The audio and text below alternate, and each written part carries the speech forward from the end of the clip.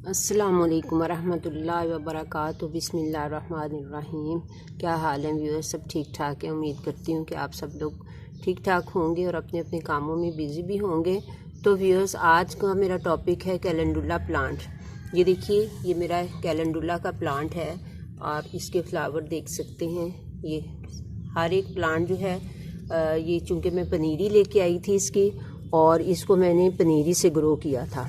तो ये काफ़ी सारे प्लांट इनके एक एक पॉट में मैंने लगाए हुए हैं, और हर प्लांट जो है उसके ऊपर बर्ड्स आई हुई हैं। ये देखिए, इसके ऊपर भी है, इसके ऊपर भी है, और इसके ऊपर भी बन रही है। ये देखिए, और ये देखिए, एक एक दो दो बर्ड्स जो हैं वो हर प्लांट के ऊपर आई हुई हैं, और फ्लावरिंग भी हो रही है।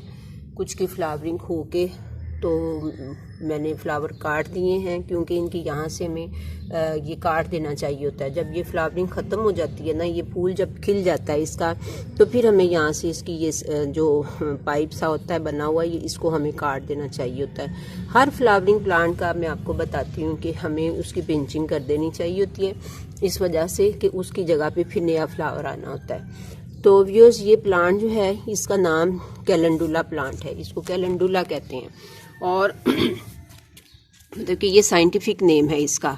और जो ये मैरीगोल्ड की फैमिली से बिलोंग करता है, एस्ट्रेसिया की फैमिली से। तो ये जो है ये साउथर्न यूरोप का नेटिव है। इसकी 15 से 20 स्पीशीज़ होती हैं।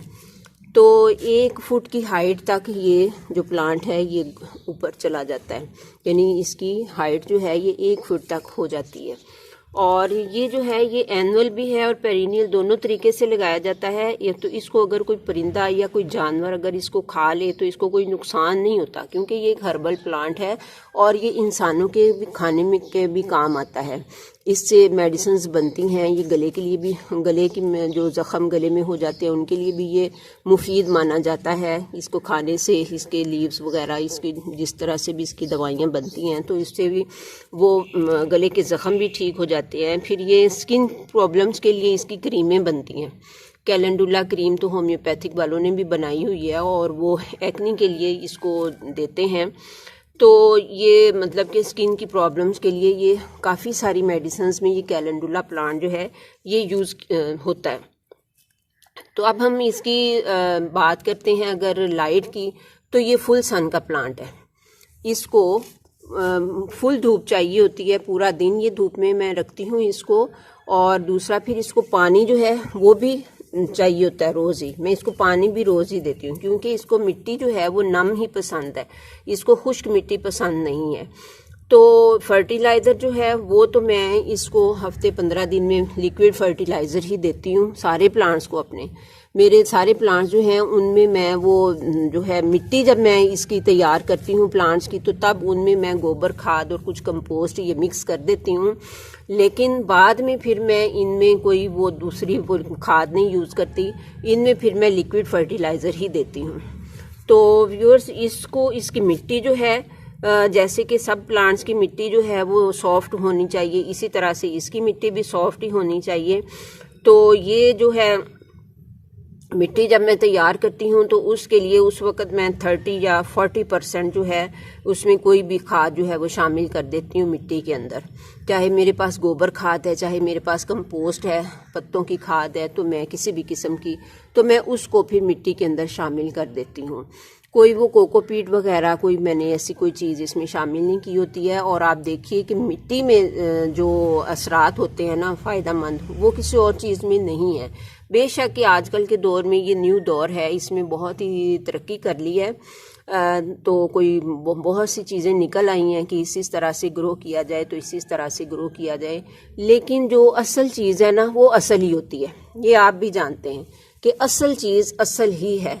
असल खाद जो है वो गोबर खाद जो है वो सबसे ज़्यादा अच्छी होती है, और फिर उसके बाद कंपोस्ट होती है, और वो भी अच्छी बनी हुई होती है। तो कंपोस्ट तो खैर घरों में भी तैयार कर लेते हैं। मैंने इनकी मिट्टी को तैयार करते वक्त इसके नीचे भी मैंने कुछ फलों के छिलके, कुछ मूंगफली के छिलके, कुछ वो अंडे के छिलके, कोई चाय की पत्ती, ये सारा कुछ इस तरह से मैं भी मिट्टी में शामिल कर देती हूँ नीचे पॉट में। सबसे पहले नीचे मैं वही तय बिछाती हूँ इन चीज़ों की जो भी उस वक्त अवेलेबल हों। तो फिर उसके बाद ऊपर फिर मैं ये मिक्स मिट्टी जो है उसको डाल देती हूँ। तो फिर उसके ऊपर मैं प्लांट लगा देती हूँ। तो आप देख सकते हैं प्लांट की ग्रोथ माशाल्लाह से बहुत अच्छी है, कोई लीफ इसमें कोई सड़ा हुआ नहीं है, कोई कुछ नहीं है। तो ये प्लांट जो है ये बहुत ही हेल्दी प्लांट है और इसकी हेल्थ बड़ी अच्छी रहती है। तो खूबसूरत बहुत लगता है, ये आपके गार्डन को लुक बहुत खूबसूरत देता है। तो व्यूअर्स मैं इस प्लांट को लगाना बहुत पसंद करती हूँ। तो ये आप भी इसको लगाना पसंद करेंगे यकीनन, क्योंकि वो लगाया भी होगा और आपने, ऐसा नहीं है कि आपने इस प्लांट को अपने गार्डन में लगाया ना हो।